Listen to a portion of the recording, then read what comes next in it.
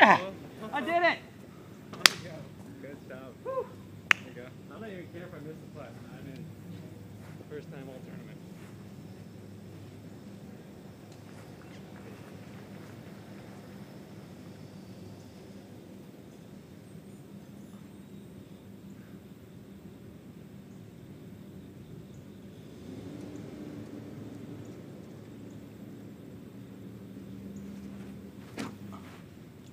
Come on. Oh, great shot.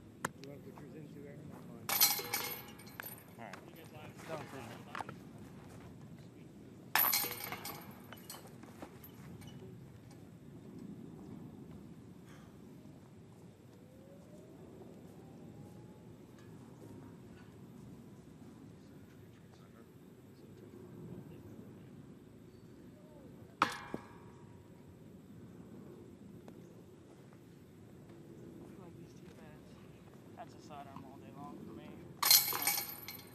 No. Because I suck at sidearm.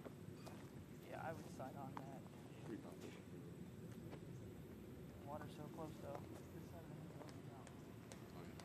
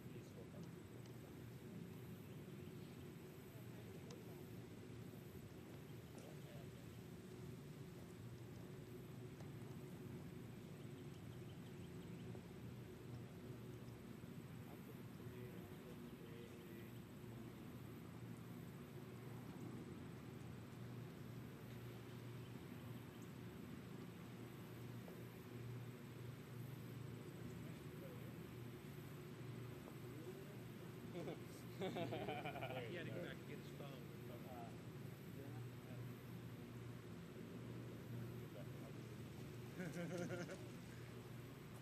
That makes one of us.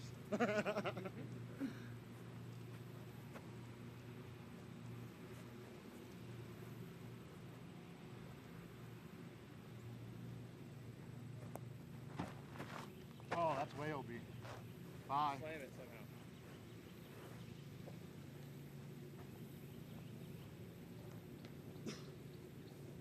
See? No, you gotta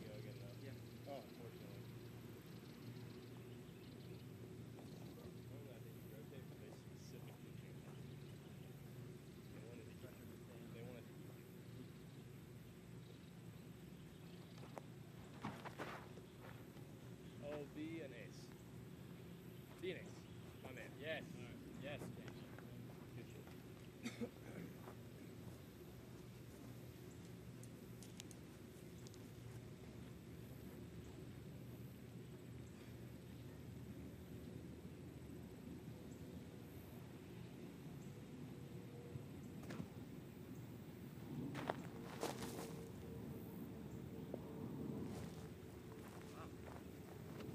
I can see.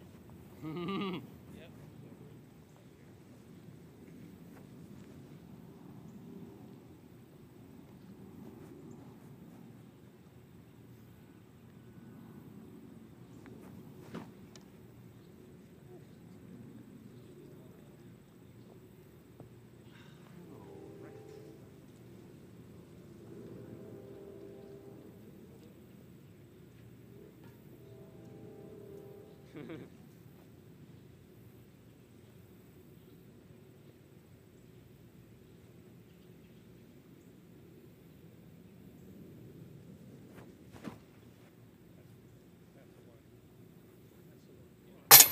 Yeah! 2 days in a row.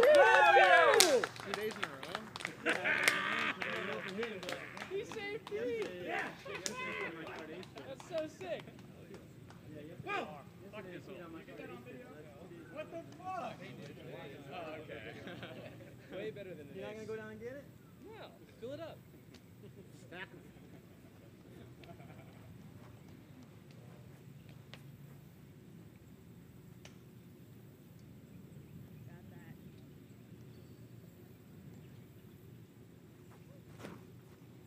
Oh my god. Come on. Did he do it? Another one. Ah!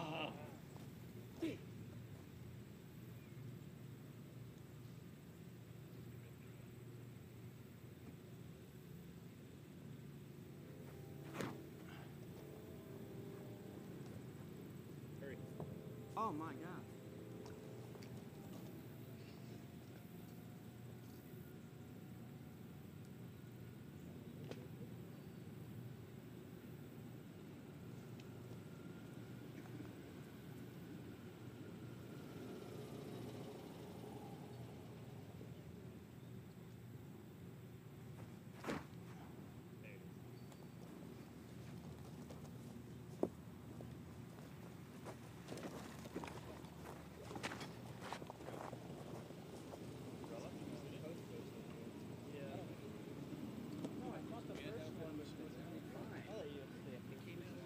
A little no, there was a little headwind, and it took about 5 or 6 feet off of it.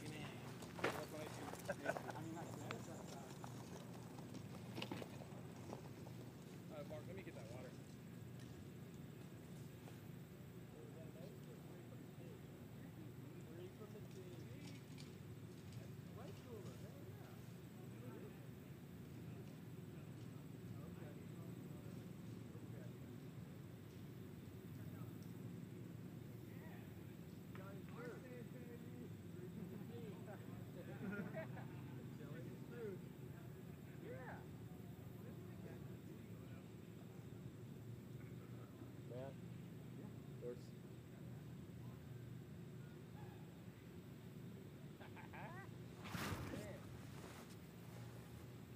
Come here, Dad. Come closer.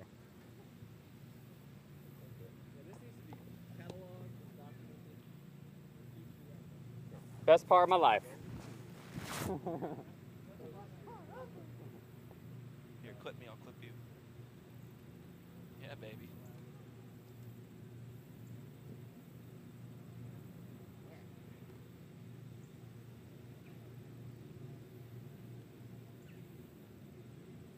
It's good. I can't step back. It's fine. Small. Good flag. Make it. Okay. Is it good?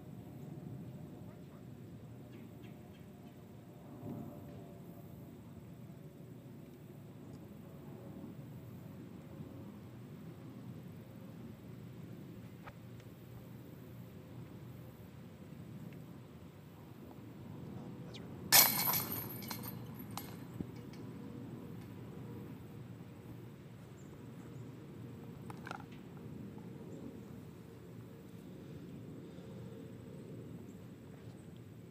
You're good. You're good.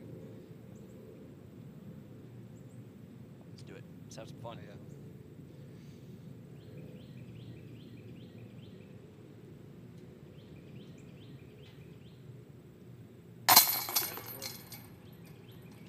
Hey, best score yet.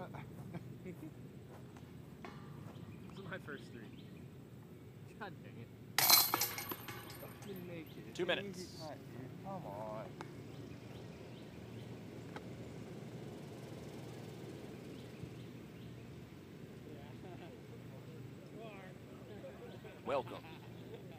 Welcome to Hole 17 Live at the 20th United States Disc Golf Championship. I'm Jamie Thomas, joined by my good friend Avery Jenkins, and we are greenside at Hole 17. We've got a great show for you this afternoon. Lots of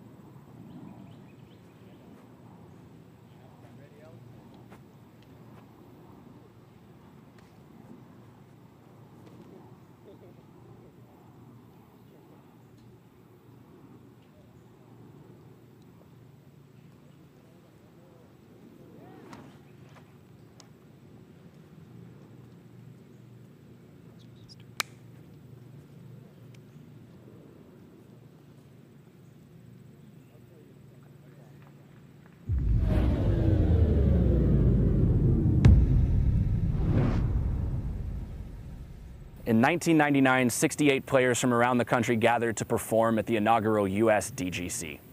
2 decades later, this title has become one of the most prestigious in all of the sport. Let me be the first to welcome you to the 20th United States Disc Golf Championship.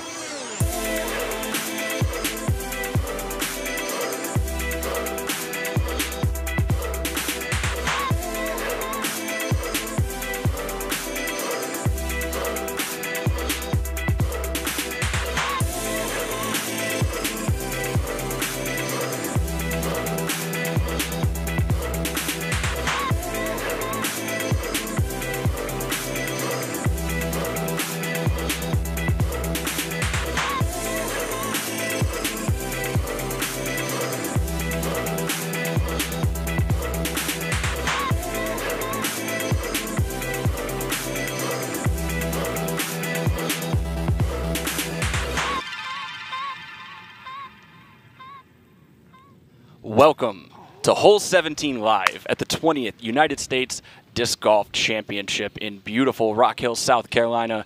We're coming to you from the Greenside studios of Hole 17. I'm Jamie Thomas, and joined by the man who needs no introduction, Mr. Avery Jenkins. And what a beautiful moving day it is so far. Oh my gosh, what better place to be in early October than Rock Hill, South Carolina for the USDGC, the last major of the PGA season. I'm so excited to see this. We got moving day, we got final day. Man, anything can happen. We got Paul McBeth leading the way. We are so happy all of you could join us. We hope you'll stay all afternoon. We have a great show lined up for you. Some special guests, some giveaways coming up. Yeah. And of course, we are going to see Hole 17, one of the most iconic and feared holes in all of disc golf, as well as follow the leader card as they tackle this Friday round. But the star of the show is obviously this treacherous island green. Let's see about Hole 17.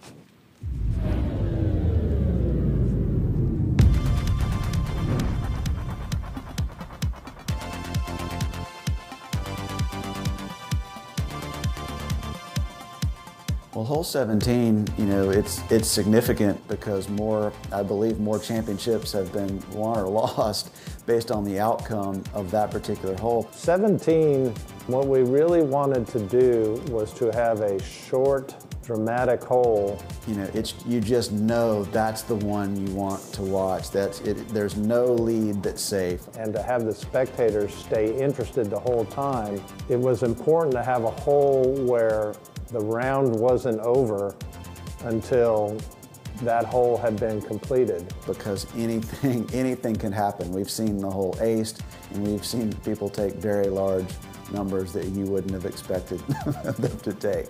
It sure gets the players' attention when they're on the tee pad.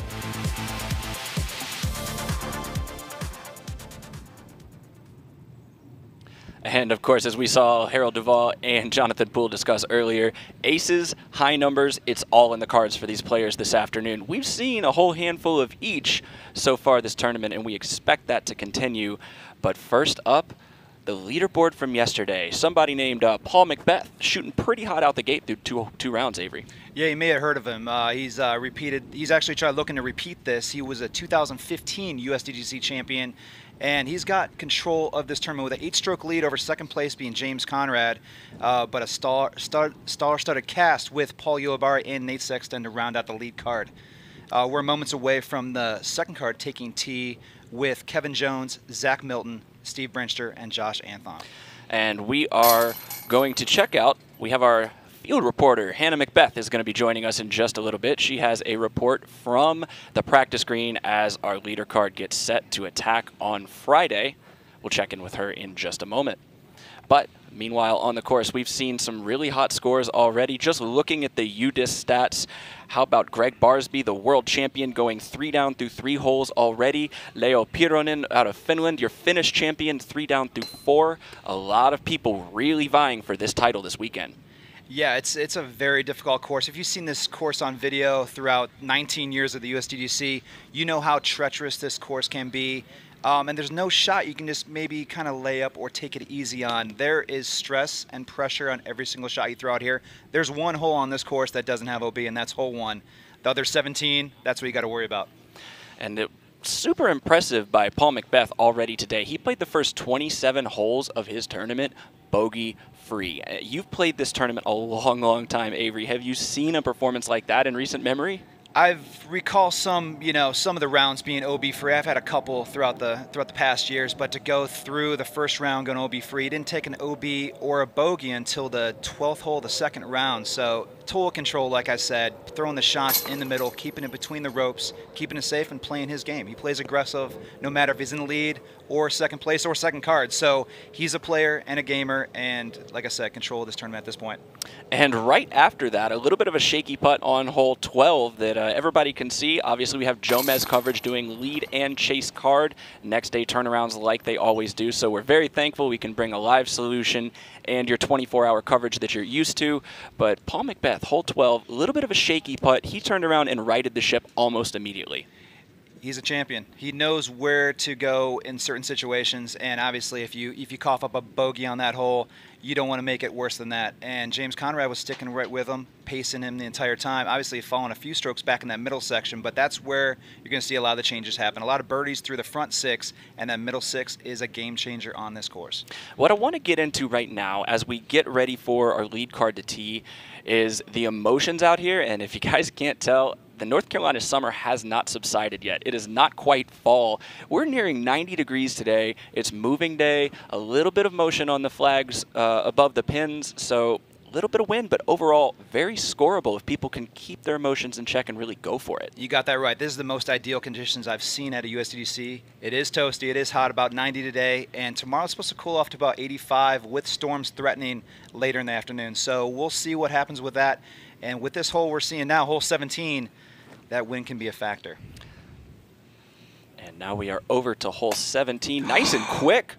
That was Bartosz Kowalewski on hole number 17 off the top of the basket for the ace. We've seen 2 aces on this hole over the last 2 days, and we saw a circle 3 ace just moments ago. Fireworks already in the broadcast. Here is Grady Shue, another Team Discmania player, local to Charlotte.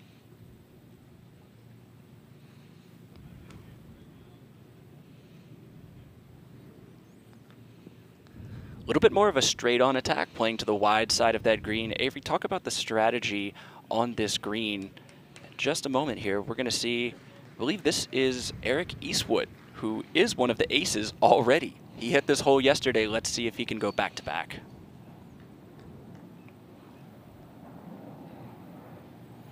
And it looks like he may have been waiting for hole 1 to finish putting.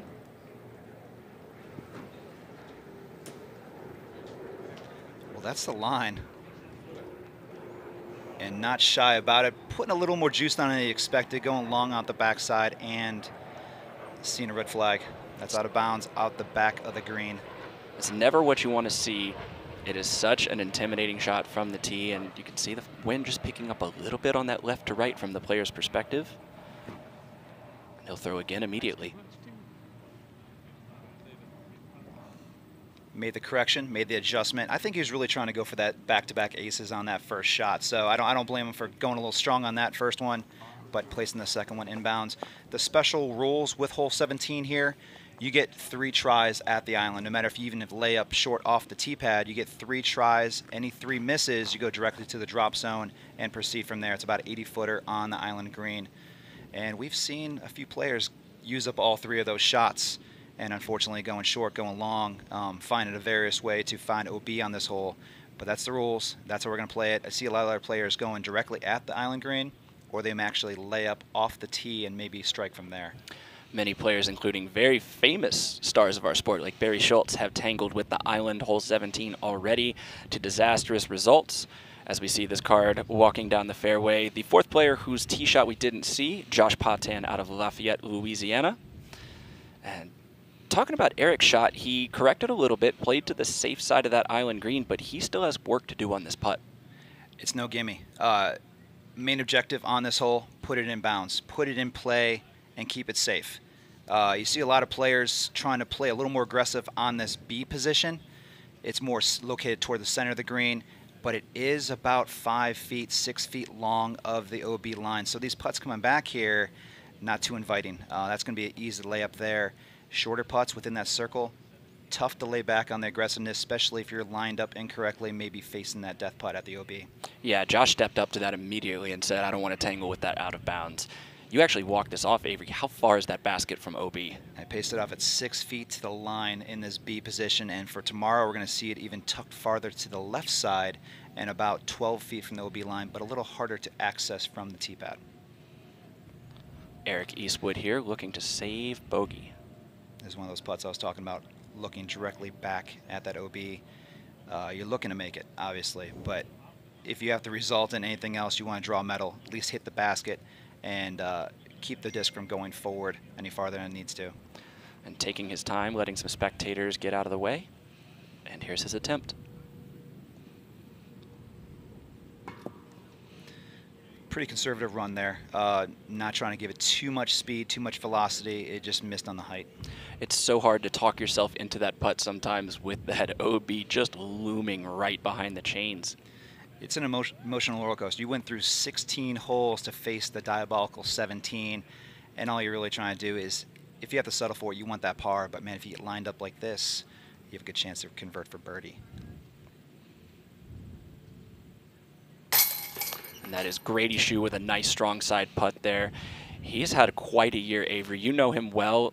Team Discmania, whom you are the de facto manager of. Can you cue people into his game a little bit? Yeah, he's a fantastic player, good all-around player, forehand, backhand, amazing putter as he just displayed coming out of the Carolinas and one of the combine pickups. And his teammate Bart Kovalevsky struggling a little bit with this course, 13 over par before, and we'll see our UDisc Live ticker update momentarily here.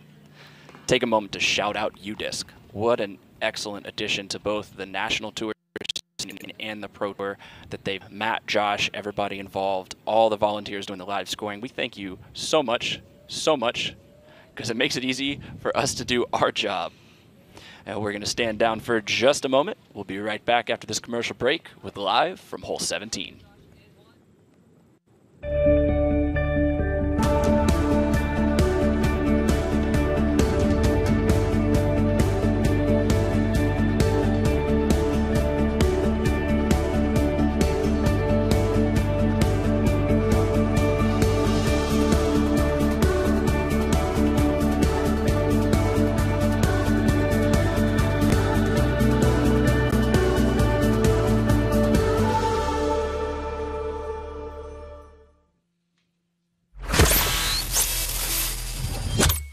Got the Star AVR3 here. Same design, same outer rim as an AVR, with a nice flat top, just like all the 3 Series discs. The disc isn't gonna glide away from my target. I create the power that I want, and the disc goes that far, and then it's gonna fall out of the air. Great for sidearm shots. You can put some torque into the disc and know it's gonna handle it. Probably not gonna be the disc that I putt with the most, but when I'm facing a stiff headwind, I'm gonna be reaching for my AVR3. Throw it with power, backhand or forehand, and expect it to drop right on your target.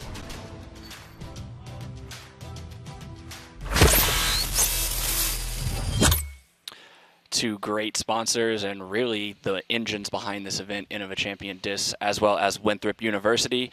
We're going to talk to some of the VIPs from both of those organizations a little bit later in the show. But first, we need to talk about the players to watch on this lead card. Avery, we've got Nate Sexton, Paul Ulibarri, James Conrad, and Paul Macbeth leading.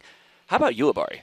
Yeah, we got some great champions on this card. We have Paul Ulibarri representing Sholo, Arizona. It's his first time appearing on the league card at the USDGC, and he has 7 top 10 finishes here at the USDGC over 12 years at this event. And how about James Conrad? What a year he's having. Incredible year, a newcomer to the sport in a sense, even though he's been playing at a very young age. A great competitor, fearless competitor with great putting range.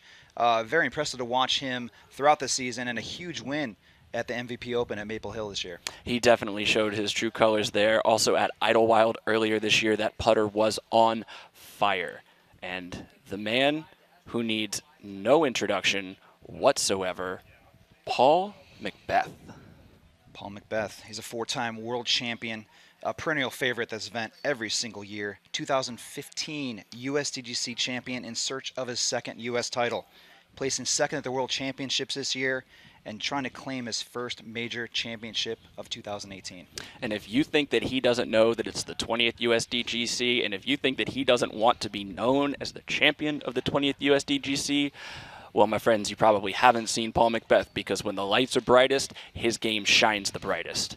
And the biggest thing that we have to talk about right now with an 8-stroke lead, do you take your foot off the gas, or do you just keep pressing? You stick to your gameplay. You know, his routine and how he plays the game. He's an aggressive player, and I believe he's going to put the pedal to the metal, throw the shots he knows how to throw. If you start laying back and play conservative, this course will bite you quick, and he knows that. He's experienced the highs and lows of this course and what Winthrop Gold can do to you, and I believe he's just going to play his game, try to keep that double-digit down per round, scoring 13 down the first round, 12 down the second round. I believe he's going to keep that pace all the way throughout the tournament. Such a hot pace he started out on. It would not surprise me to see him drop a couple strokes, but then again, at the same time, it wouldn't surprise me if he kept it right on going.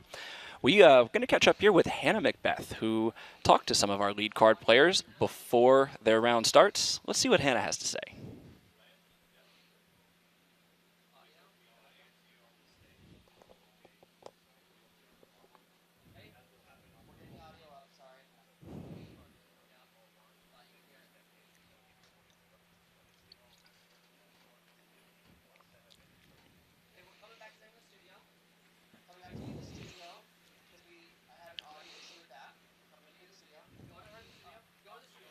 All right, sorry about that, folks. We're going to get Hannah's audio sorted out for you. She's working real hard for us this week. She's actually going to be on the field following our lead card throughout the round today to kind of give us that perspective that we don't have in the booth. But speaking of the booth, Avery, right behind us, as you guys can see, that's hole 17 right there. There's going to be some guys putting right at our backs and hoping to avoid those OB strokes. But what a beautiful place to set up. Great office. My gosh, we got 17's green right behind us. We got 5's green across the water. So much action happens on these two holes, and you're going to be able to spectate from live on your broadcast, you know, with the YouTube and the Facebook. Guys, check us out, Innova Discs, and thanks for being supportive of the USDGC all these years, 20 years. It's incredible to be at this U.S. major. It is absolutely incredible. I can echo that sentiment. This is my 6th USDGC. This is your 19th appearance in one form or another. Correct. All the way back since the beginning. I mean, what are some of your memories from your earliest times here? Wow, this is what, it started out, I qualified for every USDGC throughout the years through 20. I didn't attend the first year in 99. I was still in college. I was still in classes. I really didn't know what this tournament was going to turn into. I was still a college kid, and so I had other things going on the schedule, but I didn't want to miss it. And in 2000, I made my first appearance here, ended up getting sponsored by Innova, so it was a big year, and I ended up winning the USDGC distance title 3 times, 3 top 4s here, a 4th and a 2nd from 2006 through 2008. So this place provides great experiences and fond memories for me personally, and it's just great to see what's producing for these younger players here as the lead card. You get to see these stats, what they're doing to this course this week. We're about 2 minutes from our lead card teeing off here, and here's some stats that really stand out. Circle 2 in regulation. No surprise here, Paul McBeth and James Conrad are your number 1 and number 2, and they are succeeding off the tee and giving themselves opportunities to score. And we talk about the consistency of Nate Sexton, phenomenal player, both forehand, backhand, but showing it with a circle putting percentage at 97%. And then James Conrad, a phenomenal putter inside the circle 1, but showing it outside within circle 2, 67%. Paul Ulibarri getting it done with the scramble game, not letting the mistakes and the mishaps get the best of them. Pretty much when you talk to all of these top players, they're going to tell you, you're always going to take a high number at some point in this event. It's just about how you recover. And I think you're seeing these veteran players up at the top because of that fact. This course represents well as far as being able to control your emotions, control your game, and be able to scramble. You're not always going to be in the most ideal position, but being able to score and progress down the fairway. Saw it a few times from McBeth yesterday. Not the most ideal position on the tee shot, but still being able to get up and down for birdie. And you can see right there, that is your reigning U.S. champion and Canadian champion, Mr. Nate Sexton. I love that. That's awesome. We were just saying, why isn't there a Mexican national championship? Then he could be the NAFTA, the North American Frisbee Throwing Advocate. We'll get there. We'll get there one day. We'll keep expanding this game. We'll grow it to all of North America and hopefully to the world. We want to welcome all of you in if you're just joining us. This is Hole 17 Live. You are watching the lead card in the 3rd round of the USDGC. Paul McBeth set to tee in just a moment. 4-time world champion and 2015 United States champion, Paul McBeth.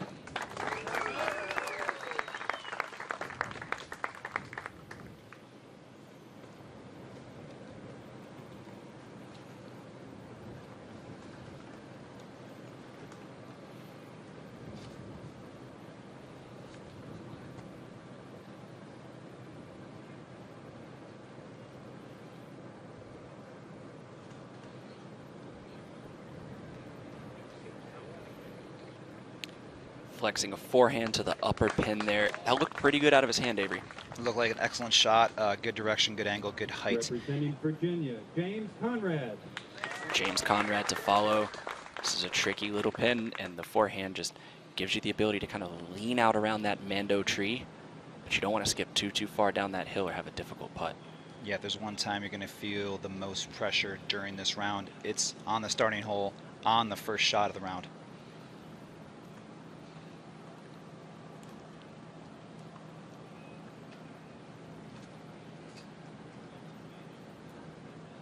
A little bit of a high release there.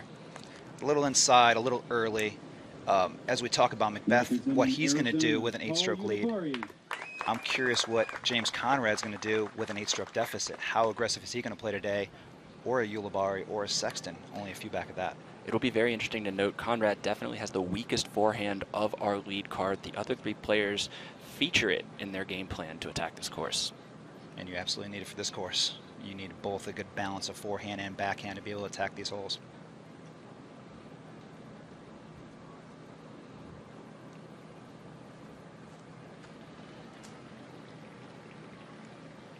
And he's clipping a little foliage there, but he just might have gotten far enough right to look at it. Not happy with that shot. A little high, a little early. You have to get around that island of trees there, which I think he may have snuck through. Hard to tell from this angle. Spectators already lining up to watch our current U.S. champion, Nate Sexton, with a great round 2 effort, climbing to the lead card and ready to show that he's got what it takes to go back-to-back.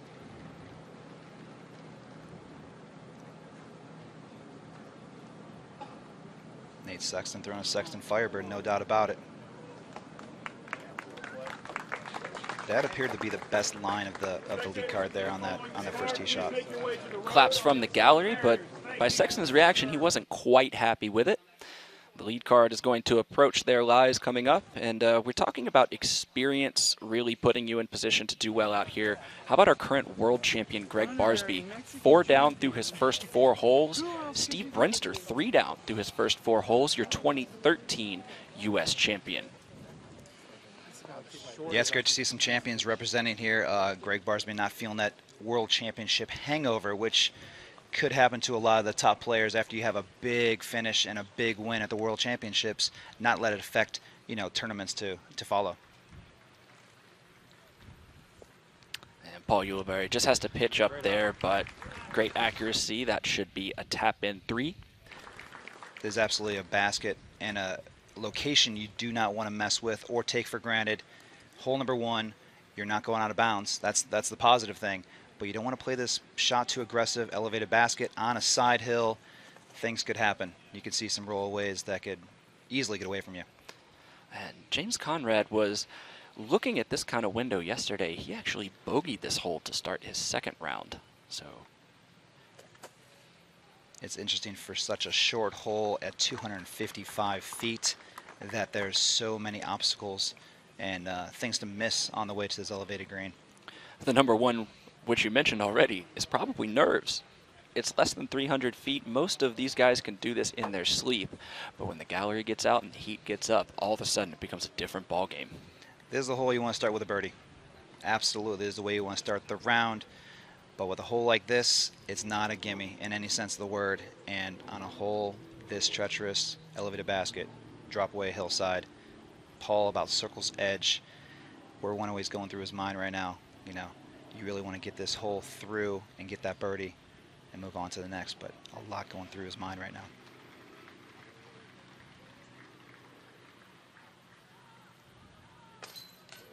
Ooh. Yeah. Is he flashing the ring there? Absolute flash of the ring, just high enough off the front edge of the rim, crawling over into the basket for the birdie on hole number 1.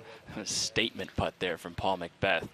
And here is Nate Sexton. And that's the moment you can take a deep breath, kind of, you know, relish the fact that you got that birdie and you're gaining another stroke on the field, or at least this card.